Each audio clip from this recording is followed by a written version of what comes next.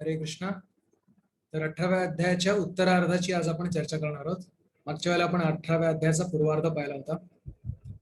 ओम ज्ञानतिमिरान्धस्य ज्ञानाञ्जनशलाकया चक्षुरुन्मिलितं येन तस्मै श्रीगुरवे नमः.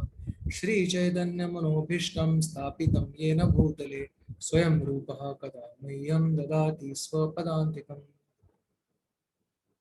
तर पूर्वार्धामध्ये भगवंतांनी आपण विश्लेषण पाहिलं होतं की कर्मयोगापासून सुरुवात करून कशा प्रकारे कर्मयोगाचं ज्ञान आणि त्या ज्ञानाच्या अंतर्गत 5 प्रकारचे कर्ते आणि 3 प्रकारच्या गुणांमुळे प्रभावित होणारी बुद्धी, धृती, सुख, कर्ता, कर्म आणि ज्ञान याबद्दल आपण पाहिलं होतं. तर आज आपण त्याच्या पुढची चर्चा करणार आहोत की उत्तरार्धामध्ये भगवंत आता काय सांगतील. थोडक्यात आपण पूर्वार्धाचा एकदा आढावा घेऊ आणि त्याची मुख्य शिकवण पाहू आणि त्यानंतर सर्वप्रथम आपण अध्याय विभागणी आपण पाहिली होती ती मी पुन्हा एकदा त्याचा आढावा घेतो. तर 1 ते 12 श्लोकात कर्मयोग, 13 ते 17 मध्ये कर्मयोगाचं ज्ञान, योग्याचं ज्ञान जे 5 प्रकारचे कर्ते आपण पाहिले होते.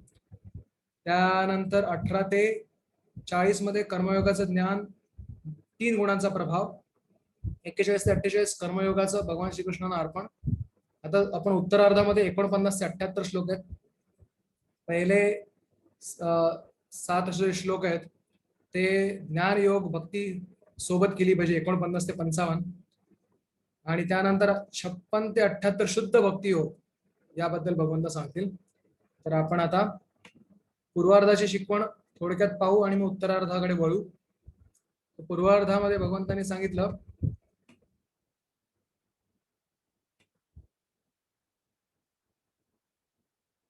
की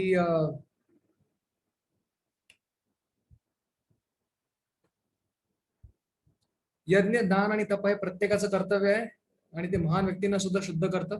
भगवंतांच्या संतुष्टीसाठी स्वकर्म करून मनुष्य सिद्धी प्राप्त होते आणि स्वकर्म जरी सदोष असलं तरी ते प्रत्येकाने केलं पाहिजे, त्याचा त्याग केला नाही पाहिजे आणि परधर्म स्वीकार केला नाही पाहिजे. आता उत्तरार्ध पाहणार आहोत आपण.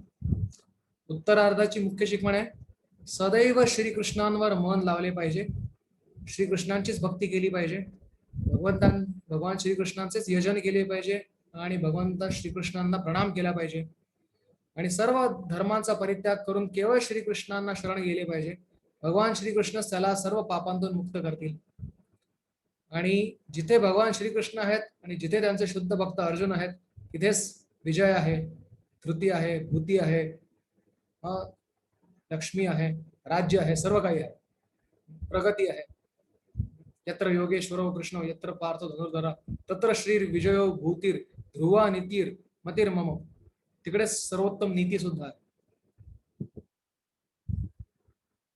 तर 49व्या श्लोकात भगवंत म्हणतात असक्ता बुद्धी सततम सर्वत्र जितात्मा विगत स्पृहा नैष्कर्म्य सिद्धिं परमाम संन्यासेनाधिगच्छति. वास्तविक संन्यास म्हणजे आपण भगवंताचे अंश आहोत आणि त्यामुळे आपल्याला आपल्या कर्मफळांचा उपयोग घेण्याचा मुळीच अधिकार नाही आणि सर्व फळांचे भोगते कृष्ण आहेत हे जाणणं आवश्यक आहे. सिद्धिं प्राप्तो यथा ब्रह्म तथाप्नोति निबोध मे समासेनैव कौन्तेय निष्ठा ज्ञानस्य या परा. भगवंतांसाठीच आपलं नियत कर्म केल्यामुळे परमसिद्धावस्था मनुष्याला कशी प्राप्त करता येते ते भगवंत अर्जुनाला सांगतात. आणि परमसिद्धावस्था प्रत्येकाला प्राप्त करण्याचं ध्येय असलं पाहिजे. जसं तुम्ही इंग्लिशमध्ये ऐकलं असेल की not failure but low aim is crime. म्हणजे अपयश हा गुन्हा नाही आहे, पण एकदम छोटं तोटकं ध्येय राखणं हा मात्र गुन्हा आहे. कारण मनुष्य जीवन मिळाले ते अत्युत्तम प्रकारचं ध्येय प्राप्त करण्यासाठी मिळालंय. चैतन्य महाप्रभू म्हणतात प्रेमा पुमार्थो महान. सर्वात मोठा पुमार्थ पुरुषार्थ आहे भगवंतांविषयी प्रेम उत्पन्न करणं, जे आपल्या हृदयामध्ये सतत अस्तित्वातच आहे त्याचं आता पुन्हा पुनरुज्जीवित त्याला आपल्याला करायचं आहे आणि ते मनुष्य जन्मामध्ये शक्य आहे. तर समोर किती प्रलोभनं जरी असली, कितीही विविध प्रकारची संकट असली, त्याच्यातून आपल्याला मार्ग काढायलाच लागेल आणि तो मार्ग कसा काढायचा भगवंत इकडे आदेश देतात. बुद्ध्या विशुद्धया युक्तो धृतात्मा नियम धृत्य आत्मानं नियम्य च शब्दादीन विषयास्तक्त्वा रागद्वेषो युधस्य च विविक्त सेवी लघ्वाशी यतक व्याक्वाय वाक्वाय मानसः वाक्काय मानसः ध्यान योग परो नित्यम वैराग्य समुपाश्रिता. तर या सर्व गोष्टीतून अहंकार, बल, दर्प, काम, क्रोध याच्यातून मुक्त होऊन निर्मम होऊन शांत होऊन आपण ब्रह्म साक्षात्कार म्हणजे जीव हा भगवंताचा अंश कशा प्रकारे आहे हे जाणण्यास समर्थ होतो.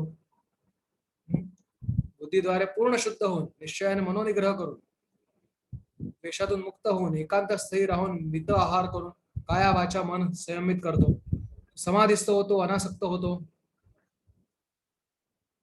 अशा प्रकारचा ब्रह्म साक्षात्कार भक्ती करणाऱ्याला सुरुवातीपासूनच प्राप्त होतो. ब्रह्मभूत प्रसन्नात्मान शोचितेन कांक्षती समसर्वेषु भूतेषु मद्भक्तिं लभते पराम. ज्याला भगवंताविषयीचा साक्षात्कार प्राप्त झाला किंवा आपण जीव म्हणजे आत्मा आहोत, शरीर नाही आहोत, हा साक्षात्कार प्राप्त झाल्यानंतर एक प्रकारचं समाधान त्याला प्राप्त होतं की जेणेकरून तो कधीच कुठल्या गोष्टीचा शोक करत नाही, कुठल्या गोष्टीची हाव ठेवत नाही आणि सर्व भूतांप्रती समबुद्धी ठेवतो आणि तो भगवंताची भक्ती विशेष प्रकारे करू शकतो. पूर्णपणे ब्रह्मज्ञानाचा कोणाला प्राप्त झालाय त्याचा निकष काय आहे? तो पूर्णपणे शांत होतो, पूर्णपणे प्रसन्न होतो, त्याला कुठल्याही प्रकारची बाह्य गोष्टींची आवश्यकता लागत नाही. आतमध्येच तो भगवंताच्या आंतरिक शक्तीच्या भगवंताची जी लादिनी शक्ती आहे राधाराणी त्यांच्या आश्रयामध्येच सेवा करून अत्यंत सुखी होतो. भक्त्या माम अभिजानाति यावान यश्चास्मि तत्वतः ततो माम तत्वतो ज्ञात्वा विशति तदनंतरम. भगवान श्रीकृष्णाने त्यांच्या विस्तारित रूपांना शुष्क ज्ञानाद्वारे जाणता येत नाही आणि अभक्तांनाही त्याचे ज्ञान होणे शक्य नाही. केवळ भक्तीद्वारेच तो जाणू शकतो. तर ब्रह्म परमात्मा ही भगवंतांचीच रूप आहेत, भगवान श्रीकृष्णांचीच दोन रूप आहेत. जसं एकदा गावकरी फलाटावर उभे असतात, त्यांनी कधी ट्रेन पाहिली नसते आणि अंधाराच्या वेळात एक दुसरून आगगाडी किंवा ट्रेन येते, सगळ्यात पहिल्यांदा त्यांना फक्त दुरून प्रकाश दिसतो, पण गाडी जवळ येते तेव्हा त्यांना दिसतं की अरे हिला रूप पण आहे. अजून जवळ येते तेव्हा पाहतात की अरे आतमध्ये प्रवासी पण आहेत, आतमध्ये सीटा पण आहेत, पंखे पण आहेत. त्याच प्रकारे जेव्हा दूरवरून आपण अंतिम सत्याला पाहण्याचा प्रयत्न करतो आपल्याला वाटतं की हे निव्वळ प्रकाश आहे, त्याला ब्रह्म म्हणतात. अजून जवळून पाहिलं तर हा परमात्माचा साक्षात्कार होतो आणि अगदी सर्वात जवळचा साक्षात्कार म्हणजे भगवान श्रीकृष्णाचा वैयक्तिक रूपातून साक्षात्कार होतो. भगवंताचं वैयक्तिक रूपच भगवंतांच्या निर्विकार ब्रह्मज्योतीचे सुद्धा काय आहेत स्रोत आहे. भगवंत म्हणतात माझा शुद्ध भक्त जरी सर्व प्रकारची कर्मे करीत असला तरी माझ्या आश्रयाखाली माझ्या कृपेने त्याला शाश्वत अविनाशी धामाची प्राप्ती होते. भगवंतांचं वृंदावन धाम जे आहे ते या भौतिक जगाच्या पलीकडे आहे, वैकुंठाच्याही पलीकडे आहे. त्या वृंदावन धामाची प्रत्येक जो मातीचा कण आहे तो चिंतामणी रत्नाप्रमाणे आहे. प्रत्येक जो पाण्याचा बिंदू आहे ते अमृता समान आहे आणि प्रत्येक जो वृक्ष आहे तो कल्पवृक्ष आहे. प्रत्येक गाय जी आहे ती कामधेनू गाय आहे आणि तिकडे प्रत्येक चालणं हे नृत्याप्रमाणे आहे, प्रत्येक बोलणं हे गाण्याप्रमाणे आहे. अशा ठिकाणी जायला कोणाला नाही आवडणार. भगवंत तर निमंत्रण देत आहेत, हार्दिक निमंत्रण देत आहेत, आपल्या सर्वांना बोलवत आहेत की तुम्ही भगवत धामात परत या. आणि म्हणून भगवंतांच्या निमंत्रण पत्रिकेवर भगवंतांचा ऍड्रेस पण दिलाय. तर त्यांनी ज्या प्रकारे पत्ता दिलाय त्याचा पाठपुरावा करत करत आपल्याला तिकडे पोहोचायचं. चेतसा सर्वकर्माणि मयि संन्यस्य मत्परः बुद्धियोगमुपाश्रित्य मच्चित्तः सततं भव. भगवान श्रीकृष्णांच्या आदेशानुसार प्रत्येक कार्य केलं पाहिजे. लहरी खातर वाटेल तसे कर्म करून त्याचं फळ भगवंतांना आपण अर्पण करू शकत नाही. भगवंत म्हणतात मला पत्रम पुष्पम फलम तोयम अर्पण करा. तर आपण कुठलं मांसाहारी पदार्थ किंवा इत्यादी भगवंतांना अर्पण करू शकत नाही, कारण भगवंतांना प्रिय आहे पत्र पुष्प फळ तोय. जेव्हा भक्तीने आपण अर्पण करतो तेच त्यांना प्रिय आहे. भगवान श्रीकृष्णाचा हा आदेश आहे, आध्यात्मिक गुरूंच्या परंपरेद्वारे आपल्याला प्राप्त होतो आणि गुरूंचा आदेश आणि भगवंतांचा आदेश यामध्ये कोणी काही भेद करू नये, कारण भगवंतच गुरूंच्या रूपातून आपल्याला आदेश देत असतात. मत चित्ता सर्व दुर्गाणी मत प्रसादात तरिष्यसी अथ चेत्वम अहंकारा न श्रोष्यसी विनंक्षसी. मनुष्य सर्व परिस्थितीत कठोर प्रकृतीच्या नियमांच्या अधीन असतो. आणि जेव्हा कृष्ण भावनेमध्ये तो जेव्हा कार्य करतो तेव्हा भौतिक जंजाळातून त्याची मुक्ती होते. तर इकडे भगवंत सांगतायत की भगवंतांच्या जो सतत विचार करतो तर त्याचं चिंतनच सर्व दुर्ग म्हणजे सर्व संकटातून भगवंत त्याला पार पाडण्यास भगवंतांच्या कृपेनेच ते शक्य आहे. जसं प्रल्हाद महाराज त्यांना हिरण्यकशिपूने अग्नीमध्ये लोटून दिलं होतं आणि प्रल्हाद महाराज भगवंताचं स्मरण करून अत्यंत आनंदात होते. त्यांना पाहून हिरण्यकशिपू म्हणतात, अरे तुला काही भाजत नाही, काही होत नाही. तर प्रल्हाद महाराज म्हणतात, तातेशवन्नी पवनेरी तोपी नमाम दहत्यत्र समंतितोहम. जरी मला समंत सगळ्या बाजूंनी अग्नीने वेढलं असेल, ज्वाळाने वेढलं असेल, तरी सुद्धा मला भाजत नाही ओ बाबा. नमाम दहती अत्र समंततोहम पश्यामी पद्मालयस्तास्त्रदाणी. मला असं वाटतं की सुंदर कमळाचा सुगंध घेऊन येणारे वारे इकडून तिकडून वाहत आहेत. दिशानी शीतानी सर्वाणी दिशानी शीतामुखानी. सर्व दिशा मला कशा वाटतात की शीतल वाटतायत, कारण भगवंताचं स्मरण केल्यामुळे भगवंत प्रल्हाद महाराजांचं अग्नीमध्ये सुद्धा रक्षण करतात. पण समजा तू माझं ऐकलं नाहीस तर प्रकृतीच तुला युद्धामध्ये युद्ध करण्यास भाग पडेल. तर एकतर आपण भगवंताच्या इच्छेनुसार आपण कार्य केलं पाहिजे किंवा प्रकृतीने दिलेल्या काय म्हणून आज्ञेनुसार कठोर आज्ञेनुसार काम केलं पाहिजे. तर आपला स्वतंत्रता आपल्याकडे आहे त्याची. तर भगवंतांच्या आदेशानुसार आपण कार्य केलं तर मुक्त होऊ, भौतिक प्रकृतीच्या आदेशानुसार काम केलं तर बद्ध होऊ. आणि म्हणून भगवंत सांगतात, ईश्वरः सर्वभूतानां हृद्देशे अर्जुन तिष्ठति रामयन् सर्वभूतानि यंत्रारूढानि माया. ईश्वर सर्व जीवांचा ईश म्हणजे नियंत्रक, हा सर्व भूतांच्या हृदयामध्ये सर्व प्राणी मात्रांच्या हृदयामध्ये आहे.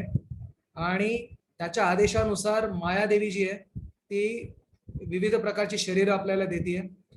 आणि जणू काही हे आपलं शरीर म्हणजे मायेने घडवलेलं यंत्र आहे आणि ते यंत्र बदलत राहत आहे भगवंतांच्या इच्छेने. आणि म्हणून त्या भगवंतांना शरण जाणं आपलं अंतिम कर्तव्य आहे. तमेव शरणं गच्छ सर्व भावेन भारत तत्प्रसादात पराम शांतीम स्थानं प्राप्स्यसि शाश्वतम. सर्वांच्या हृदयात स्थित असलेल्या भगवंतांना जीवाने शरण गेले पाहिजे. यामुळे सर्व प्रकारच्या संसारिक दुःखातून त्याची मुक्तता होईल. मनुष्य दोन गोष्टींसाठी नेहमी धडपडत असतो की आत्यंतिक दुःख निवृत्ती आणि सुखप्राप्ती, पण ती त्याला या भौतिक जगात प्राप्त होऊ शकत नाही. केवळ भगवंतांचं शरण घेतलं आणि भगवंतांची सेवा केल्यामुळे त्याला हे प्राप्त होईल. विविध प्रकारची भगवंतांची सेवा करू शकतो आपण, भगवंतांच्या नावाचं कीर्तन करू शकतो, भगवंतांच्या विषयी ऐकू शकतो, भगवंतांच्या विषयी ग्रंथ वाचू शकतो, भगवंतांचं स्मरण करू शकतो, भगवंतांच्या आध्यात्मिक शक्तीचा आश्रय घेऊन वृंदावन धाम, मथुरा धाम, नवद्वीप धाम, जगन्नाथपुरी धाम, विविध धामस्थानांना भेट देऊ शकतो आणि साधूंचा संघ घेऊ शकतो, मंदिरात सेवा करू शकतो, इत्यादी अनेक प्रकारच्या प्रकारे आपण भगवंतांना शरण जाऊ शकतो. तर म्हणतात भगवंत की मी आता तुला सर्व ज्ञानांमध्ये सगळ्यात अत्यंत गुह्यतरामध्ये सुद्धा गुह्यतर ज्ञान सांगतो. गुह्य ज्ञान काय काय आहे तर आपण भगवंतांचे अंश आहोत, आपण शरीर आहोत, शरीर नाही आहोत, आत्मा आहोत. हे जे ज्ञान आहे गुह्य ज्ञान आहे. आणि हा आत्मा म्हणजे भगवंताची संलग्न आहे, हे गुह्यतर ज्ञान आहे. आणि प्रत्येक आत्म्याचा भगवंताशी प्रेममय संबंध आहे, तो पुनरुज्जीवित भक्तीद्वारे केला जाऊ शकतो. हे म्हणजे सर्वात गुह्यतम ज्ञान आहे. आणि याचा निवड करण्याचं जे स्वातंत्र्य ते भगवंतांनी आपल्याला दिलंय. आपल्या स्वातंत्र्यामध्ये भगवंत कधीच हस्तक्षेप करत नाहीत. तर आपल्यालाच ठरवायचं आहे की भगवंतांकडे जायचं आहे, भगवंतांच्या आध्यात्मिक शक्तीचा आश्रय घ्यायचा आहे की भगवंतांच्या मायाशक्तीमध्ये खितपत पडायचं आहे. ते आपल्या हातात आहे. आणि का मी तुला सांगतोय अर्जुना, सर्व गुह्यतमं भूयः शृणु मे परमं वचः. भगवंतांची अमृतवाणी मधुरवाणीमध्ये भगवंत सांगतात इष्टोसी मे दृढमिती, की तुम्हाला एवढा प्रिय आहेस म्हणून मी तुला हे सगळं सांगतो. आता अर्जुनाला सांगतात, पण आपल्याला माहिती असलं पाहिजे की हे सर्व आपल्यासाठीच भगवंत सांगतात. अर्जुनाला एक निमित्त बनवून आपल्याला सांगतात की आपण भगवंतांचे अत्यंत दृढ इष्ट, अत्यंत भगवंतांचं आपल्यावर प्रेम आहे आणि म्हणून आपल्या हिताची गोष्ट सांगतात. काय ही हिताची गोष्ट आहे? अरे 65 आणि 66 श्लोक म्हणजे भगवद्गीतेचा सारांश आहे. या 2 श्लोकात सांगितलंय. 18.65 आणि 18.66. मन मना भव मद्भक्तो मदयाची मां नमस्कुरु मामे वैश्यसे सत्यम ते प्रतिजाने प्रियोसी मे. मन मना भव, सदैव माझं चिंतन कर. मदभक्त भव मदभक्तो, माझाच भक्त बन. मद याजी, माझीच पूजा कर. माम नमस्कुरु, माझ्याच विग्रहांसमोर मलाच नमस्कार कर. मामय वैश्यसी सत्यम ते, आणि मी तुला खरं सांगतो की तू माझा प्रिय आहेस, तू माझ्या धामालाच प्राप्त होशील. तर सदैव भगवंताचं चिंतन केलं पाहिजे. आपला दिवस असा आखला पाहिजे आपण की सदैव भगवंताचं चिंतन होईल, भगवंतांच्या नावाचं भजन होईल आणि भगवंतांची भक्ती करून आपण भगवंतांना प्राप्त होऊ शकतो. आणि भगवत धामाने भगवंतांना समोरासमोर आपण पाहू शकतो, समोरासमोर भगवंतांना आलिंगन देऊ शकतो, भगवंत आपल्याला आलिंगन देऊ शकतात. आणि इथे सांगतात मन मनाचा अर्थ श्रील प्रभुपाद सांगतात की भगवंतांचं जे मूळ स्वरूप आहे, कृष्णस्तु भगवान स्वयं, भगवंतांची अनेक रूप आहेत, अनेक अवतार आहेत. 27 अवतार आहेत, गुणावतार आहेत आणि त्यानंतर लीलावतार आहेत, राम नृसिंह वराह. या सर्व अवतारांमध्ये श्रेष्ठ म्हणजे भगवान श्रीकृष्णांचं स्वयंरूप आहे, स्वयंरूप कृष्ण. आणि म्हणून या भगवंताचे श्याम सुंदर, ज्यांनी हातामध्ये मुरली घेतलेली आहे, मोरपीस लावलेला आहे, अशा सुंदर श्याम सुंदर भगवान श्रीकृष्णांवर मन केंद्रित करणं, हेच सर्व गीतेचं नव्हे तर सर्व भगवंताच्या उपदेशांचं, सर्व शास्त्रांचं सार आहे. आणि आपण भगवंताचे प्रिय आहोत म्हणून भगवंत आपल्याला हे सर्व सांगतात. पुढे सांगतात सर्व धर्मान परित्यज्य मामेकम शरणं व्रज अहम त्वाम सर्व पापेभ्यो मोक्षयिष्यामि मा शुचः. तर सर्व प्रकारच्या धर्मांचा त्याग कर, केवळ मलाच शरण जा, मी तुला सर्व पापांपासून मुक्त करेन, तू भयभीत होऊ नकोस. तर अनेक प्रकारचे धर्म आहेत, देह धर्म आहे, देश धर्म आहे, इत्यादी इत्यादी इत्यादी. पुरुष धर्म आहे, स्त्री धर्म आहे, पुत्राचा धर्म आहे. तर हे धर्म सर्व करत असताना आपल्याला माहिती असलं पाहिजे की आपला अंतिम धर्म आहे भगवंतांना शरण जाणं. आणि मग कुठलाही धर्म या अंतिम धर्माच्या आड येत असेल तर त्याला समजा त्याग केला तर त्याच्यात काहीच चुकीचं नाही, भगवंत आपल्याला आपलं रक्षण करतील. एक वैष्णव सांगतात की प्रल्हाद महाराजांनी त्यांचे पिता हिरण्यकशिपूचा त्याग केला कारण ते भगवत भक्तीच्या विरोधात होते. भरत महाराजांनी कैकेयीचा त्याग केला कारण ते मातेचा त्याग केला कारण ती रामांच्या विरोधात होती. त्यानंतर बलीने गुरूंचा, शुक्राचार्यांचा त्याग केला कारण ते भगवंतांच्या विरोधात होते. तर यानंतर विभीषणाने भावाचा त्याग केला रावणाचा कारण तो भगवंतांच्या विरोधात होता. तर एवढं सगळं करून गोपींनी तथाकथित पतींचा आणि तथाकथित कुटुंबियांचा त्याग केला कारण ते भगवान श्रीकृष्णांच्या विरोधात होते. या सर्वांची कृष्ण प्राप्ती अत्यंत महान आहे आणि त्यांच्या चरणांचा अनुसरण करून आपण भगवंतांना शरण गेलं पाहिजे. शरणम व्रज, व्रज म्हणजे वृंदावन धाम. वृंदावन धामामध्ये गोपी भगवंतांना कसं शरण जातात, गोप मंडळी भगवंतांना कसं शरण जातात, वृद्ध माता पिता भगवंतांना कशी सेवा करतात, यांचा आदर्श डोळ्यासमोर ठेवून मला शरण जा, असं भगवान श्रीकृष्ण अर्जुनाला सांगतात. काही घाबरू नकोस, मी तुझं रक्षण करेन. तर शरणम व्रज, शरणागतीचे 6 लक्षणं सांगितलेत. कुठली 6 लक्षणं आहेत? अनुकूल्यस्य संकल्प, भगवत भक्तीला अनुकूल सर्व धर्मांचा आणि कार्यांचा स्वीकार. प्रातिकूल्यस्य वर्जनम, भगवत भक्तीला प्रतिकूल सर्व कार्यांचं वर्जन. रक्षिष्यति ती विश्वासो, सर्व संकटांतून भगवंत माझं रक्षण करतील असा विश्वास. गोप्तृत्व वर्णन तथा, आणि सामान्य परिस्थितीत सुद्धा भगवंत रक्षण करतील. आत्मनिक्षेप, स्वतःला संपूर्णपणे भगवंताच्या सेवेमध्ये अर्पण करणं, स्वतःचं काया वाचा मन भगवंतांच्या सेवेमध्ये अर्पण करणं. आणि कार्पण्य म्हणजे अत्यंत नम्रता, याद्वारे आपण भगवंतांना सुद्धा जिंकू शकतो.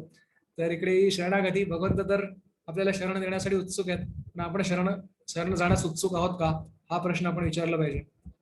भगवंत पुढे सांगतात की हे ज्ञान कधी जो भगवंताचा द्वेष करतो त्याला सांगू नये, निदान त्यांना भगवंतांविषयी काहीतरी आपुलकी असावी. जरी भगवंतांविषयी भक्ती जरी नसली तरी आपुलकी असावी, विश्वास तरी असावा. आणि जो भगवंतांविषयी हे ज्ञान सांगतो इतरांना, तो त्याला पराभक्ती प्राप्त होते आणि तो मला प्राप्त होतो, याच्यात मुळीच संशय नाही. आणि अशा प्रकारे त्या व्यक्ती न च तस्मान् मनुष्येषु कश्चिन् मे प्रियकृत्तमः भविता न च मे तस्मात् अन्यः प्रियतरो भुवि. त्याच्यापेक्षा मला अधिक प्रिय असा कोणी सेवक या जगामध्ये नाही, तसंच त्याच्यापेक्षा अधिक प्रिय असा कोणी होणारही नाही. तर भगवंत सांगतायत की भगवंतांच्या भक्तीचा जो प्रचार करतो त्यापेक्षा अधिक प्रिय भगवंतांना कोणी नाहीये. तर श्रील प्रभुपादांनी भगवत भक्तीचा प्रचार जवळजवळ सर्व खंडांमध्ये केला आणि हे अभूतपूर्व न भूतो न भविष्यती अशा प्रकारचा प्रचार त्यांनी केला. अमेरिकेमध्ये, युरोपामध्ये ज्यांनी कधी भगवंतांचं, श्रीकृष्णांचं, रामांचं नाव कधी ऐकलं नाही, त्यांना हरे कृष्ण महामंत्राच्या मागे त्यांनी वेडं बनवलं. एक आपली वैदिक संस्कृती स्वीकारली त्यांनी आणि अशा प्रकारे भगवंतांचा आश्रय घेतला आणि खेडोपाडी जाऊन त्यांनी भगवत भक्तीचा प्रचार केला. तर अशा श्रील प्रभुपादांना आपण आपल्या मनामध्ये किती आदर असला पाहिजे त्यांच्याविषयी.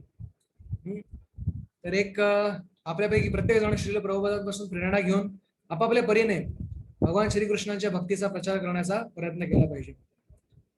तर एक छोटी गोष्ट आहे छान, की एकदा एक गुरु असतात, एका गावामध्ये जातात आणि तिकडे सगळे भांडत असतात, भांडखोर व्यक्ती असतात, सगळे प्रजा त्या गावातली गावकरी. तर गुरु त्यांना आशीर्वाद देतात की तुम्ही एकाच ठिकाणी राहा सगळेजण. आणि मग शिष्य त्यांचे गुरूंचे आचंबित होतात. अजून दुसऱ्या गावात जातात तर तिकडे सगळे अत्यंत प्रेमाने वागत असतात. त्यांना गुरु सांगतात की तुम्ही आशीर्वाद देतात की तुम्ही एका ठिकाणी कधीच राहणार नाही, सगळे इकडे तिकडे विखुरा. शिष्य घरी आल्यानंतर परत विचारतात गुरूंना, किंवा तुम्ही असा का आशीर्वाद दिलात? या गावामध्ये सगळे भांडखोर होते, त्यांना सांगितलं की तुम्ही एकत्र राहाल, आणि तिकडे सगळे प्रेमाने राहत होते, त्यांना सांगितलं की तुम्ही इकडे तिकडे देशोधडीला लागाल. तर गुरु म्हणतात त्यांना की त्याच्या मागे माझा उद्देश हा होता, जे भांडखोर आहेत ते इतर ठिकाणी जाऊन इतरांना पण भांडखोर बनवतील, म्हणून तुम्ही एकत्रच राहा, एकमेकांशी भांडा. आणि जे प्रेमाने वागतात ते इतरांना जाऊन प्रेम शिकवतील, आणि म्हणून त्यांना मी इतर ठिकाणी जाण्याचा आशीर्वाद दिलाय. तर अशा प्रकारे जे भगवंतांचे भक्त आहेत ते खेडोपाडी जाऊन भगवंतांच्या भक्तीचा प्रचार करतात आणि इतरांना सुद्धा भगवंतांविषयी ज्ञान देतात. म्हणतात भगवंत, आपला हा संवाद जो ऐकतो, अभ्यास करतो, तो ज्ञानाद्वारे, बुद्धीद्वारे माझं अध्ययन करतो, माझं पूजन करतो असं मी समजेन. आणि कोणी श्रद्धेने ऐकतो तो शुभ लोकांना प्राप्त होतो. जरी माझा भक्त जरी नाही झाला, शुद्ध भक्त नाही झाला, तरी सुद्धा पुण्य लोकांना तो प्राप्त होईल. तर अर्जुना, तू हे नीट ऐकलंस का? कच्चिद एतत् श्रुतं पार्थ त्वय्येक आग्रेण चेतसा कच्चिद अज्ञान समूह प्रणश्तस्ते धनंजय. तर भगवंतांच्या हृदयामध्ये अपार करुणा आहे भक्तांप्रती, आणि म्हणून अर्जुनाला सांगतात की तू हे नीट ऐकलंस का? समजा तुला नसेल समजलं, मी पूर्ण भगवद्गीता पुन्हा सांगायला तयार आहे. तरी भगवंताची अनुकंपा आहे.